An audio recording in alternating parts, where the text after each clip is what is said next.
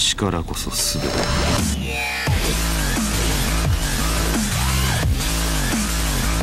Vi siete mai chiesti cosa diavolo sono tutti quegli strani simboli che si incontrano facendo pratica in Tekken, no? Come mai quei nerd e dei giocatori esperti non fanno altro che scrivere numeri e lettere quando parlano del gioco?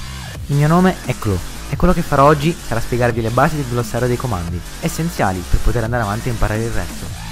Benvenuti alla prima puntata della rubrica Da Zero a Tekken. Prima però una precisazione. Per semplificare il video, i comandi che spiegherò seguiranno lo schema del joystick PlayStation, ma potete benissimo applicare i concetti anche su altre periferiche.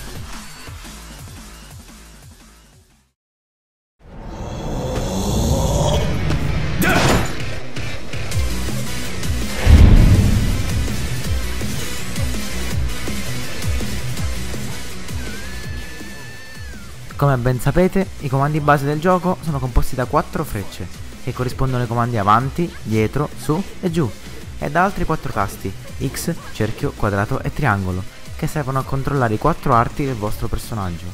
X per la gamba sinistra, cerchio per la gamba destra, quadrato per il braccio sinistro e triangolo per il braccio destro.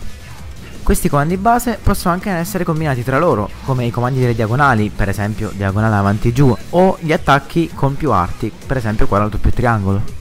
Ora, immaginate di dover parlare a qualcuno di una mossa, o di molte mosse insieme. Potete facilmente capire che spiegare per filo e per segno, chiamando ogni tasto con il suo nome per intero, complicano un poco le cose. Per questo motivo è stato creato un glossario di numeri e lettere, per semplificare la comunicazione e renderla più veloce.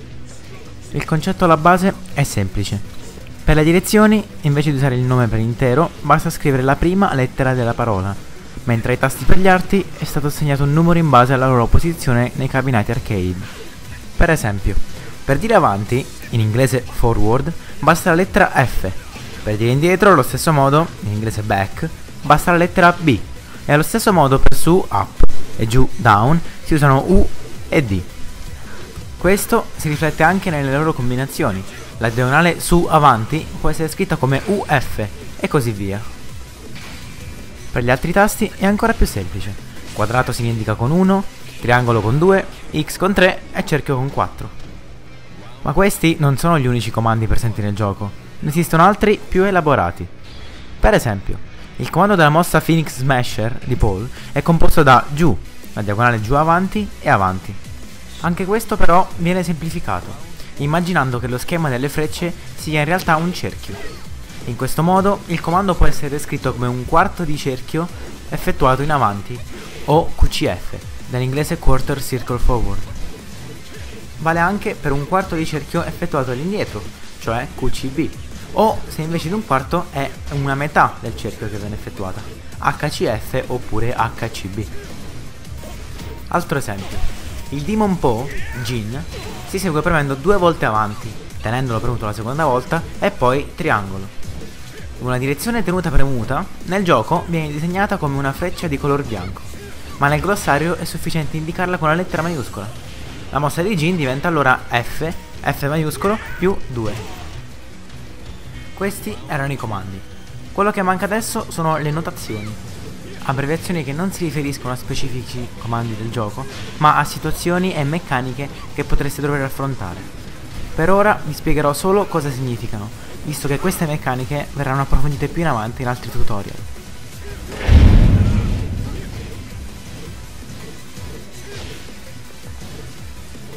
FC sta per Full Crouch, cioè quando il vostro personaggio è abbassato. N vuol dire neutrale. Sta ad indicare che non dovete premere nessun tasto sul joystick e nel gioco viene rappresentato come una stella bianca. SS sta per Sidestep o passo laterale. Il simbolo minore indica che l'input della mossa deve essere ritardato. WS sta per While Standing, ovvero quando il vostro personaggio si sta alzando da abbassato. WR sta invece per While Running e indica che il vostro personaggio sta correndo.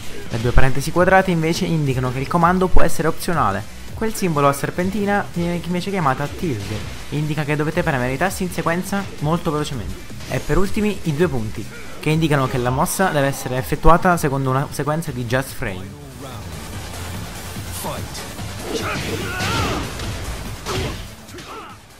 Bene, direi che questo conclude le nozioni base del glossario di Tekken.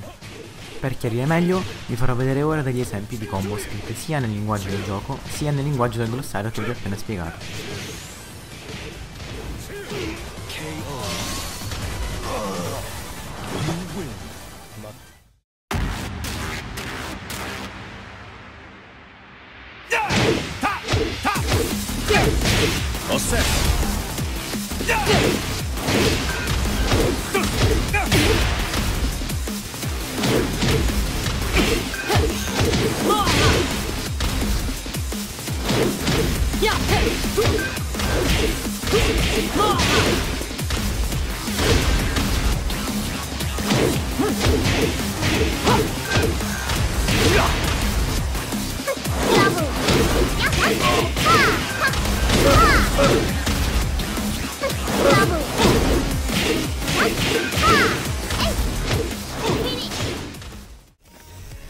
E questo è tutto per oggi.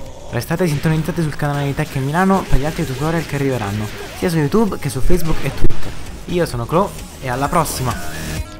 これが現実だ。